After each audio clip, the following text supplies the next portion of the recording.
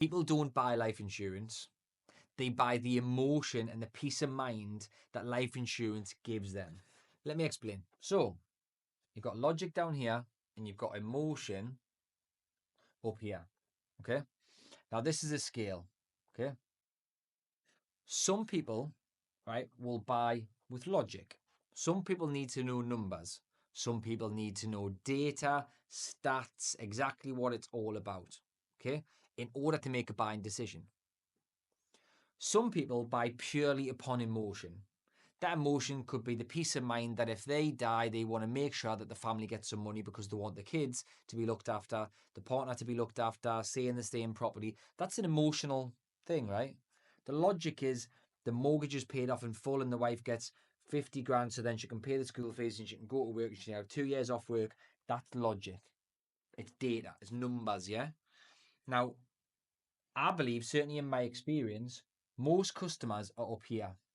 They've got a little bit of logic, but they're certainly more towards emotion, right?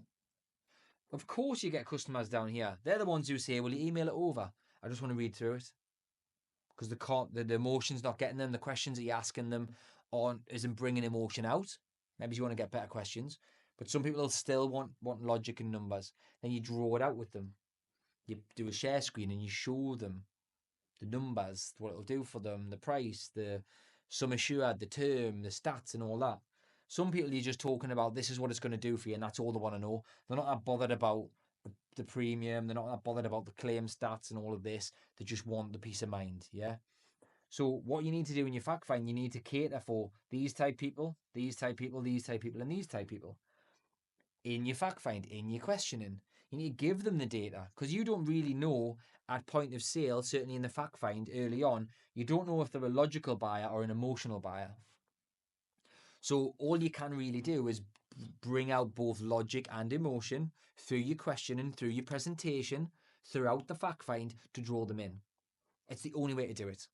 But some people will only do logic and say, "Oh, these are the numbers, this is what it does, this is what it pays out," with no emotion. Some people will only talk about that and not that. Get my point? You've got to bring out all different types of people, the more logical or the more emotional people, and the people in the middle, yeah, by your questioning, by the things that you say throughout. So if you like stuff like this and you want to learn a little bit more about how to cater for logical buyers or cater for emotional buyers, it's covered in depth in the Wealthy Advisor Club. We'll go through closing techniques, we'll go through sales processing, we'll go through the questions that need to be asked throughout the fact find to cater for both types of people. And once you understand that and know that and you can use both, you simply sell more protection. You simply sell more mortgages. You can charge a higher fee. You get better retention of customers and more referrals because you know how to work it. You know how to work the system. Yeah. The Wealthy Advisor Club, online community where I cover all of this. If you like this type of content, you want to learn a bit more about it, free 7-day trial. I'll hopefully see you on one of the sessions. I can help you scale more, earn more, do more, protect more customers, and enjoy being a financial advisor. See you there.